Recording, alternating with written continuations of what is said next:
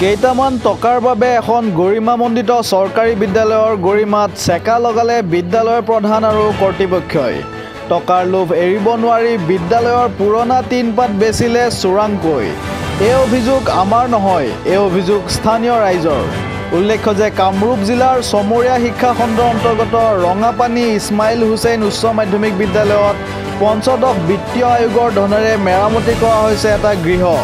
সলাই পেলোৱা হৈছে গৃহটোৰ সম্পূৰ্ণ টিনপাত। নতুন টিনপাত লগাই পুৰণা টিনপাতসমূহ প্ৰায় পষেক দিন ধৰি মজুত কৰি ৰখা হৈছিল মেৰামতি কৰি থকা গৃহটোৰ ভিতৰতে। কিন্তু হঠাৎ তাৰ পৰা টিনপাত অন্তৰ্ধান হোৱাত অৱশেষত নিৰ্মাণ কমিটিৰ সভাপতি ছাইদুৰ ৰহমানৰ তৎপৰতাত পোহৰলৈ আহে সমগ্ৰ ঘটনা। অভিযোগ মতে বিদ্যালয়খনৰ প্ৰধান শিক্ষক আৰু দুই এজন শিক্ষকে পঞ্চায়ত সভাপতিৰ নমিনী আছৰুদ্দিনৰ সৈতে মিলি চোৰাংকৈ বিক্ৰী কৰিছে প্ৰায় 120 ফাইল টিনপাত।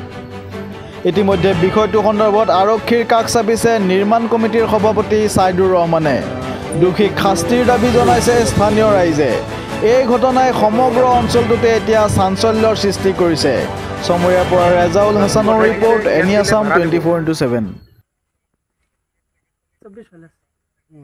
কিমান টকা ভাড়া দিব আপোনাক? কি কৈছে, কি কৈ পঠাইছে আপোনাক? কি কৈ পঠালে? এনে ফোন কৰে, ফোন কৰি থাকে মাজে মাজে। আজি আজি পইচা কথা কোৱা নাই। টিনটো কি কৈছে? কিন্তু লৈ আহা ক'ত দিব দিছে? এই স্কুলত দিব দিছে। আছৰুদ্দিন ঘৰ ক'ত তাৰ? সমষ্টিৰ অন্তৰ্গত 2 নম্বৰ দক্ষিণ ৰাঙামানী ইছমাইল হুছেইন হাই স্কুলৰ এখন ৰিফাৰিং কাম আহিছিল 15 ফাইনেন্সৰ। এই কামৰ সেইটো কামৰ নিৰ্মাণ কমিটিৰ প্ৰেচিডেণ্ট মই নিজেই। এইটো আপোনাৰ যে টিনপাতবোৰ চেঞ্জ কৰা হৈছিল। চেঞ্জ কৰি আমি এটা স্কুলৰ এটা ৰুমত তালা মাৰি থৈ দিয়া আছে। তাৰ পৰা হঠাৎকৈ টিনবোৰ নোহোৱা হৈ গ'ল। তো এইটো ক'ত বা গ'ল, মই কেইটামান ঘৰত দেখা পাইছোঁ টিনপাতবোৰ দি বেৰা দেৱা বুলি মই দেখা পাইছোঁ। কিন্তু এইটো আচলতে স্কুলৰ কৰ্তৃপক্ষ দায়ী হ'ব লাগিব। নহ'লে থৈছিল টিনবিলাক স্কুলতে আছিল, স্কুলৰ ৰুমত আছিল। এতিয়া কি বৰ্তমান নাই নেকি? এতিয়া নাই, এতিয়া টিনবোৰ নাই। এতিয়া স্কুলৰ কৰ্তৃপক্ষ বুজাবুজি কয়, নহ'লে জানি বুজি দিয়া হৈছে।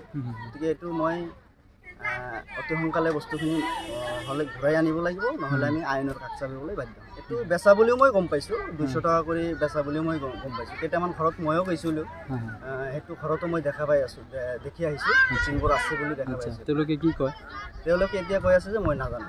বিদ্যালয়ৰ লগত জড়িত থকা মানুহ নে বাহিৰা বেলেগ মানুহ যিসকলৰ ঘৰত টিন আপোনালোকে দেখে? নাই, বাহিৰা মানুহ। তেওঁলোকে ক'ৰ পৰা পাইছে টিন? তেওঁলোকে কৈ আছে যে JP প্ৰেচিডেণ্টৰ অভিভাৱক তাৰ পৰা লৈ আহিছে বুলি কৈছে। এতিয়া কি বিচাৰিব, কি কৰিব?